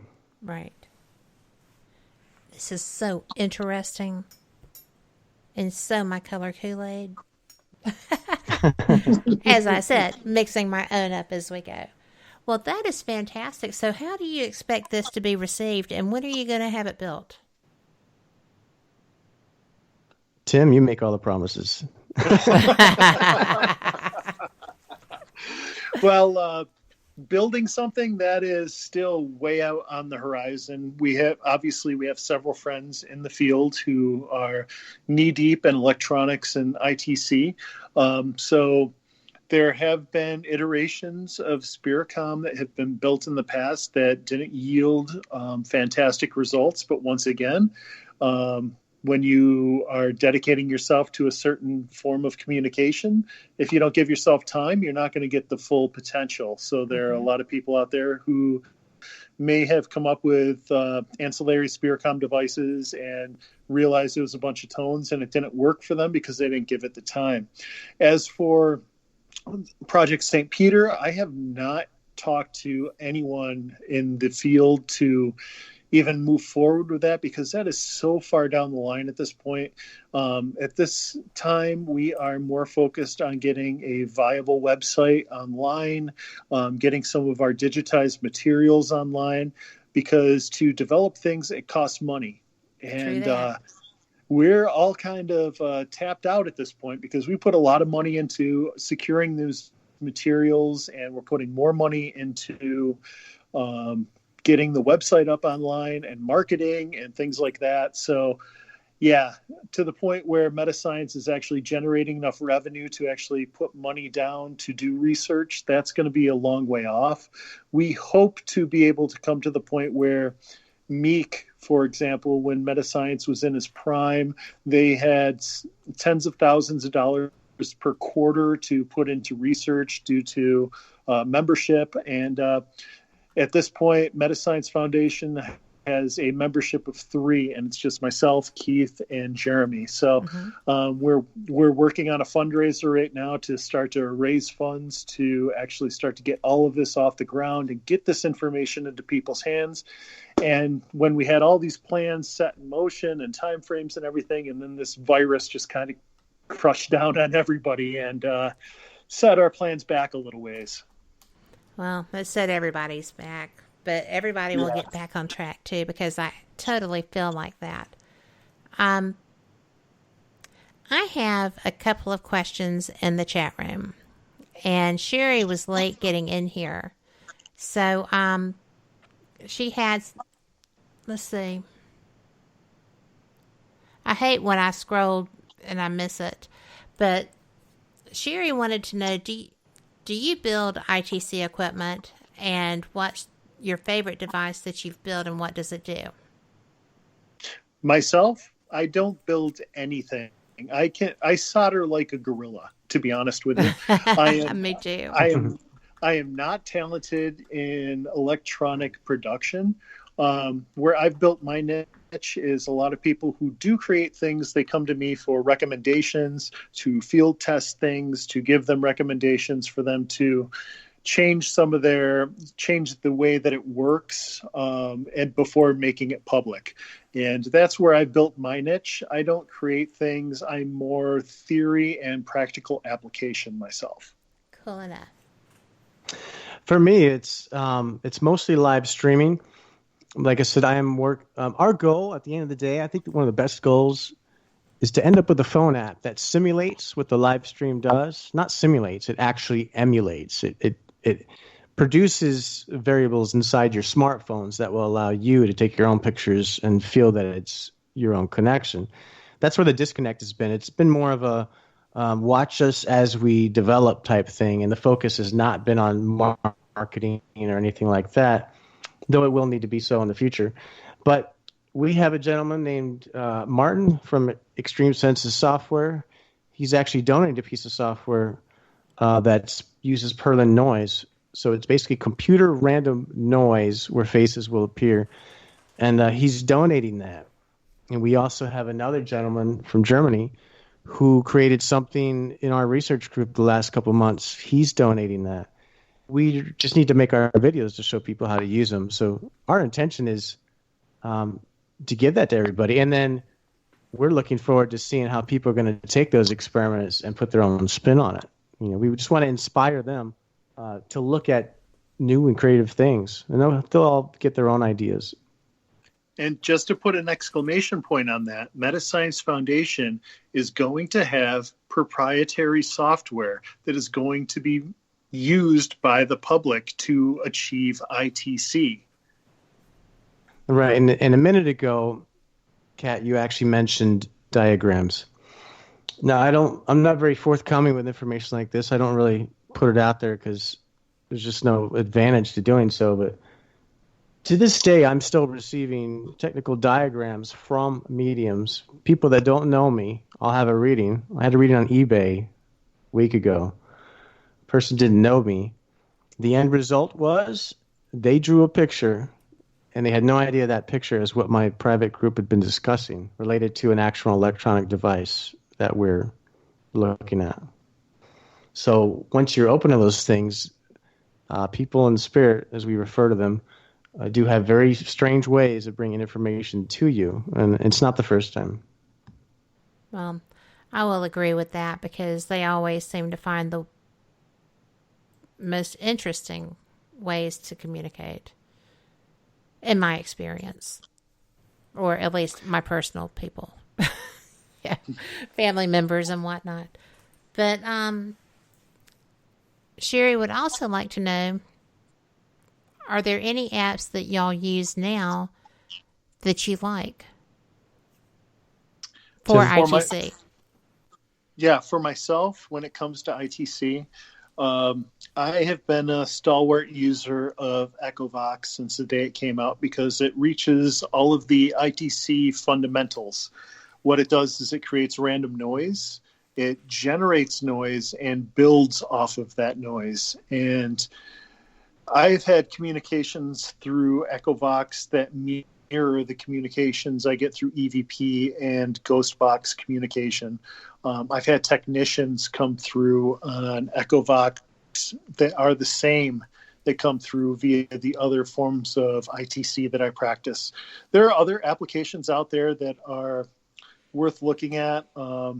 Keith Weldon has a couple decent apps, and one of the big problems you've got to look at in this particular field is there are a lot of people using the same application software and basically throwing another graphical user interface on it with a different sound bank and basically regurgitating the same thing over and over and over with just a different sound bank and a different look to it. What you've got to look at when you are interested in ITC software is one, when you're in an app store, take a look and make sure that, this particular user hasn't put out 20 apps, because if they put out 20 apps, chances are it's all the same software over and over and over.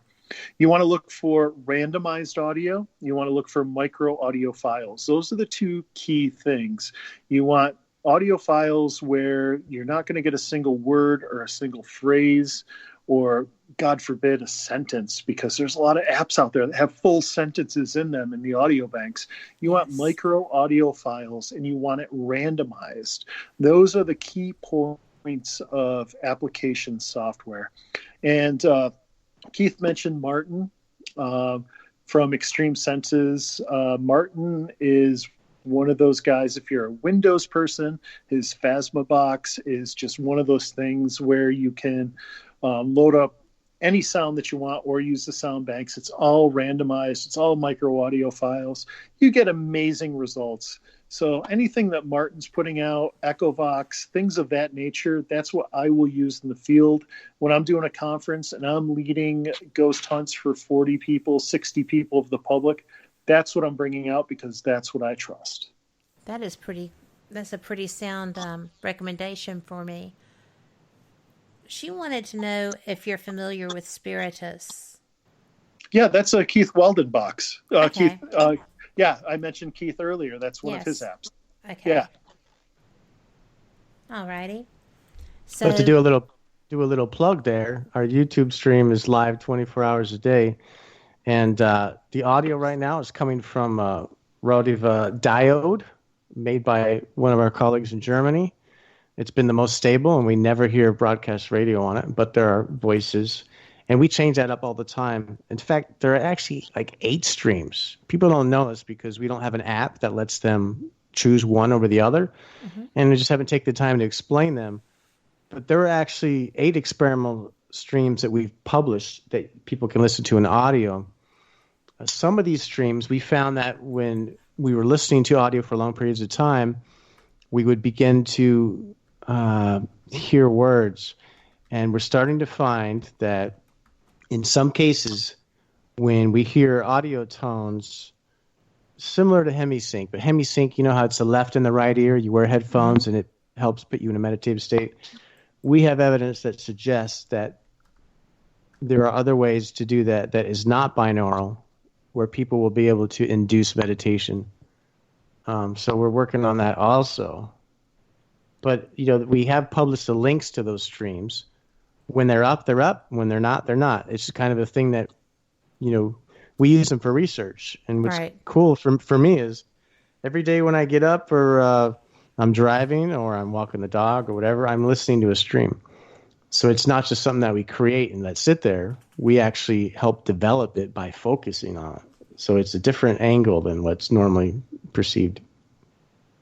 Well, and that's on the website, IDigitalMedium.com. You find where the streams are, you'll find a PDF. And you can also reach out to us and just ask us anytime. And if there are any app makers who want to use the principles of that we discussed, or you want to talk to us about, hey, do you guys have any ideas? By all means, reach out. We'd love to discuss, brainstorm. And we would love to feature your stuff on the stream if it's viable. This is just too neat.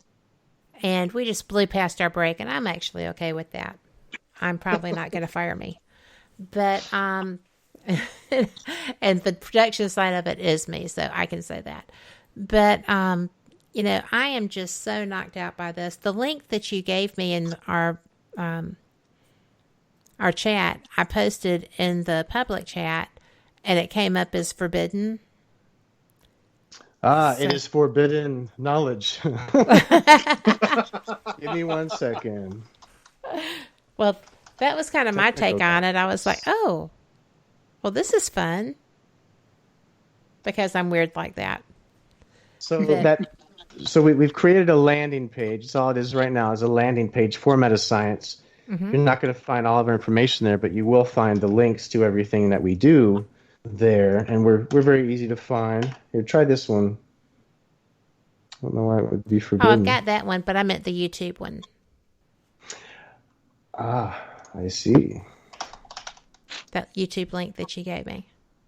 We're about to change it also and make it more towards more easy to find for people that are into paranormal.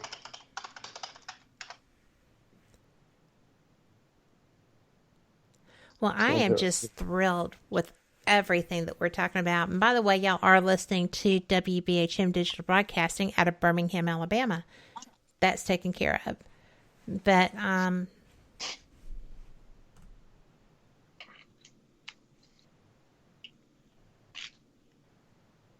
just posted that link. That's how it would be in the United States, right? Yeah, they were in the United States. They just had trouble getting it. Well, go to YouTube and type in Metascience Foundation. You'll see. I opened it right up that time. Okay. So. Well, it streams 24 hours a day, and this stream has actually been running since 2016. Wow. Every day. Mm-hmm. So I am going to post this on. I'm going to post it in chat, and I'm going to post it in on my website. So that's going to be so much fun. Let's see. Okay, we appreciate it. Well, it's just too nifty, right? I mean, I get addicted to it. Some people get addicted to it. Now, there's some people that'll observe it and just say, what am I watching? I will say it's better on phones, cell phones, because it's smaller and the pixels are more compressed, so it's got a better resolution. If you play it on a desktop and you blow it up, you got to sit way back from the computer. So just keep that in mind. Well, it is subtle. That's one of the things that is quintessential to video ITC. When you look back at the start of video ITC, how it happened was you had a video camera going into a television that was on a channel where no signal was coming in. It was a snow channel. And that channel would output into a VCR, which would output into another VCR that would go back into the camera, which also had a VCR, and then it looped. Now, if you followed like the laws of entropy, as things loop together, they should fall apart. Mm-hmm. I mean, it should get worse. But the cool thing is, with video ITC, it got better. The more generational loss that you had, it got better. So when you're compressing something onto a phone, like these visual streams that Keith has going, and basically when you're compressing, the signal should get worse, and you're going to see worse imaging coming through. It gets better. That's one of the weird things about ITC. We don't have an explanation for at this point when it comes to visual experimentation. Let me tell you something really cool. Tell me something really cool. So Tim said I sang once on camera, which was a little awkward, but and I've considered doing that daily, or at least almost daily, where I would project my cell phone onto the desktop and stream that, and people could watch me as I take pictures live during an experiment. But there's a strange thing that happens once you change. Everybody talks about changing vibrations. I've found that breathing can change the result on the screen. I mean, a breathing pattern, such as some type of, in for 4 counts, out for 6. And singing seems to change it. I've also found that if you're staring at that picture, you reach a point to where you begin to daydream. And it's that point at which your imagination comes into play that you will see the craziest things. And so I say it's a field that's not exactly out there yet. It doesn't exist yet. But once people watch it, those that tend to stick with it really enjoy it. It's like Candy Crush for ITC people. Well, that's the thing, Keith. I mean, that's known as the flow state when you're in mediumship, or even in sports, where you just give yourself up to the moment and let it happen. And that's where everything becomes much clearer. And I think you're starting to achieve that in ITC. Yeah, I just want people to think of one thing. When they watch the stream, don't think of it as my stream, that you're listening to something coming from my house, and it's like my spirit guides my people. That's not the case. I'm like a TV station. I just set it up. It runs 24 hours a day. And when you go on the stream and you watch it, they know you're watching it. All the spirit people know what it is, and they're very well aware that the reason you are there, or the reason they pulled you there, was perhaps to try to get a picture across to you, an actual picture. Well, it actually does create pictures. And just so people know the technical aspects, all that is pure white noise. I'm not generating pictures. It's never a recording. It's white noise that is chopped up with EVP Maker, a free program that was created by a German colleague at least a decade ago, which is available. And if you want that program, just reach out to us, because he doesn't publish it anymore. I think 2 decades ago, it was Yes. 2000, I think he published that. It's a long time ago. And all that program does, Tim mentioned randomization. So if you're an app maker and you're listening, randomization is key. In order to communicate with spirit, all you really need is desire. But on the technical side, all you really need is change in volume or amplitude, change in frequency. You put those two together and you randomize them and you focus on it, things are going to happen. I would agree with that. I've always found that if you don't have something that is changing up on you, then it's really, you're not going to have anything happen. Or they're not interested so much, I think. I don't know. Do you think that it's an interest level, or do you think that they feel like you're just not putting enough into it? The spirit people? Yeah. I mean, when they choose to... I've been listening to them for years. I'd say partially clairaudiently and partially with my ears. Like I said, I don't consider myself clairaudient, but I'm starting to realize that happens at times. Mm-hmm.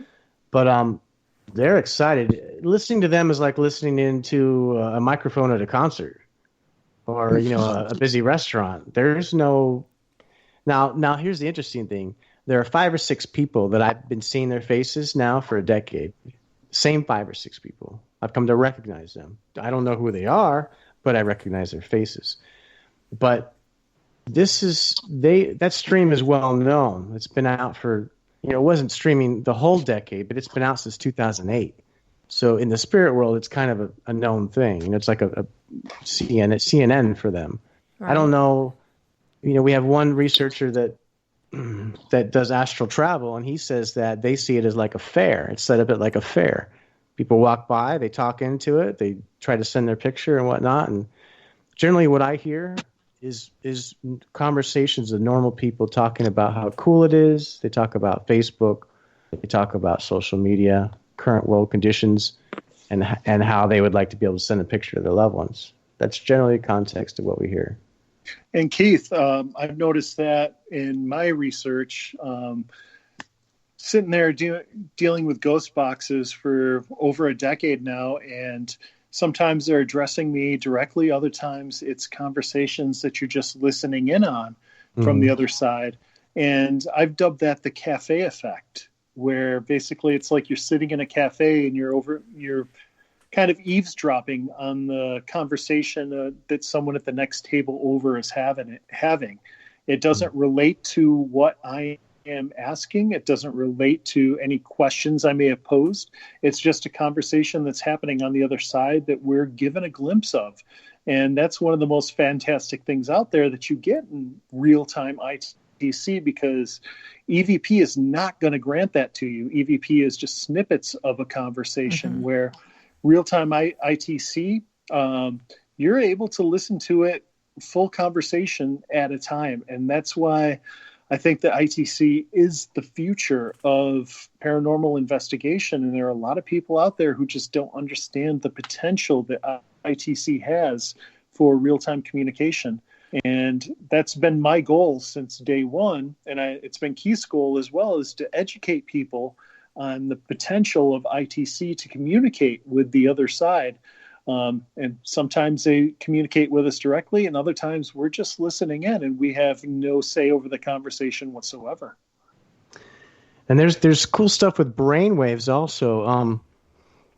I found at some point I began to create synthetic streams. Okay, so what that was we began to reverse engineer SpiritCom, meaning we took the components and we said, okay, so all the app makers out there, right? They're taking or the ghost boxes. They sweep across frequencies.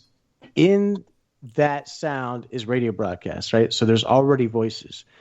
We took the approach of take the voices out, figure out what makes a voice, the fundamental frequency and the harmonics, put that into an experiment, mix it up, make it exciting, and then see if they can alter the voice that's not really a voice. You know what I mean? We're giving them a voice template to use. Right. And we found in some experiments that when we have tones that are a certain frequency apart, our mind actually begins to change. And we're not sure exactly which frequencies yet because it takes time. But there are some, let's put it this way. There was one person out there who took a recording of one of our synthetic streams, I'll call it. And what that means is it's a man-made stream with randomized noise, but no voice. They took a recording of that. They use the same recording every day, and they listen to the same recording, and they type out a different message every day. How crazy is that? That tells you that there's something going on in the mind. Yes. there's unexplored territory here, and we would like to see it looked at. And it's not only the mind, it's also the spirit communication. Alec McCrae, who is one of the forebearers of EVP research in the world. I mean, this guy is brilliant. He designed the communication system between the ground and space shuttles. And Alec has dubbed something called retro PK, where you can have a communication and it will say one thing, you're absolutely sure of that. And then next day, next week, next month, that communication has changed entirely. So there's a way that our recorded messages can actually be manipulated by the other side while we are trying to monitor it. Fascinating. This is true. At the end of the day, basically, your energy that you put into it makes anything possible. And that's really the message we'd like to leave is our whole goal is to show people that things are possible. We want to see what the world's going to create. once we demonstrate the ways in which it can be made possible. Well, I am so excited about your projects, and I'm going to tell you that I have been watching this Faces in Sound and Faces in Software for, a little bit. Not really focused on it, but just kind of looking over. And it's kind of interesting. I mean, now the bottom half is currently Faces in Software, and that's using Martin's software.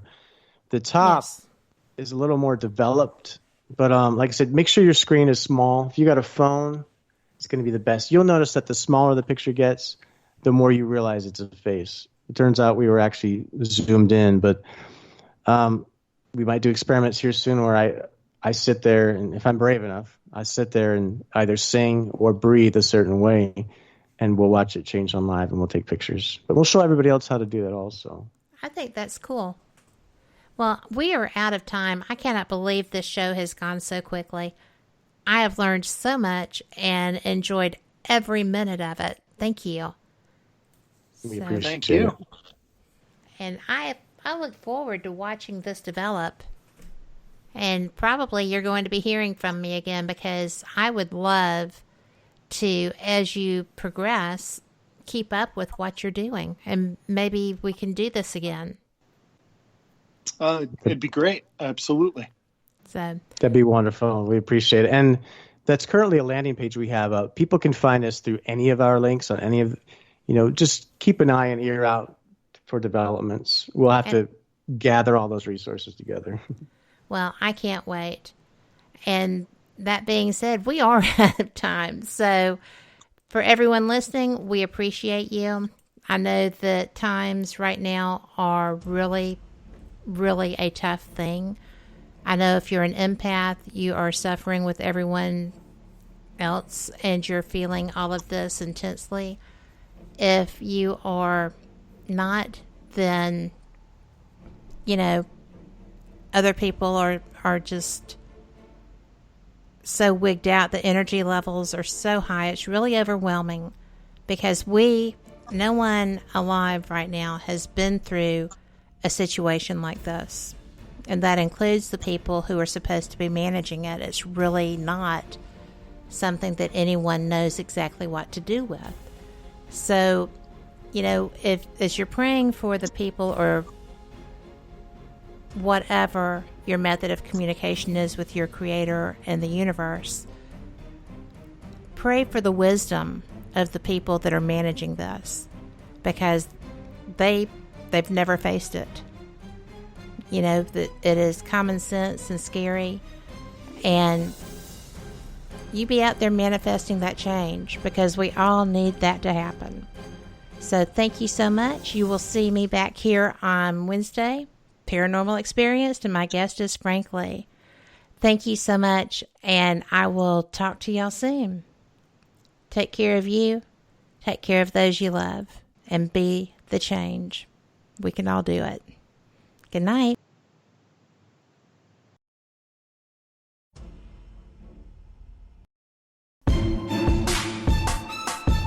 You are listening to WBHM Digital Broadcasting, the best in paranormal talk, only on Paranormal Experience Radio. Broadcasting live out of Birmingham, Alabama.